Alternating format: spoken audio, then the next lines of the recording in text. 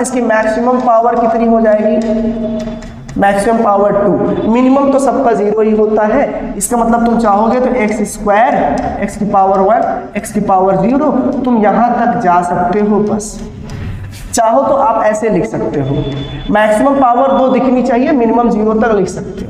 फिर एक कंडीशन हुआ कि सबके साथ कांस्टेंट भी लगा सकते हो। मान लो 3x लगा लिया, स्क्वायर बन गया, यहाँ पे 3 लगा लिया तो x बन गया। यहाँ पे 3 लगाओगे लेकिन x की पावर 0 होती है, x की पावर 0 की वैल्यू 1 होती है। जैसे पुट करोगे तो ये तुम्हारा इक्वेशन बन गया, क्वाड्रेटिक इक्वेशन। अब इसके 3 तरीके होते हैं लिखने के, चाहो तो पूरा पैटर्न फॉलो कर लो, मगर एक चीज़ है, क्वाड्रेटिक इक्वेशन में ये वाली वैल्यू को आप भूल नहीं सकते हो, ये हमेशा रहेगा, नहीं रहेगा तो क्वाड्रेटिक इक्वेशन पहचानना बड़ा मुश्किल हो जाएगा, बता भी नहीं पाओगे तुम। तो ये रख लेते हैं, और चाहे तो इसके साथ केवल ये रख ले, फिर ये रख लेते हैं, चाहे तो इसके साथ हम केवल ये रख लें।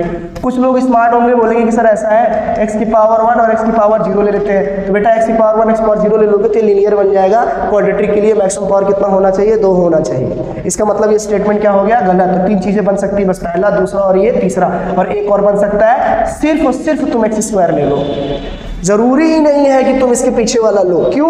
क्योंकि क्वाड्रेटिक और लीनियर बनने के लिए पावर 1 होना बहुत जरूरी है, और क्वाड्रेटिक बनने के लिए पावर 2 होना जरूरी है। उसके बाद मिनिमम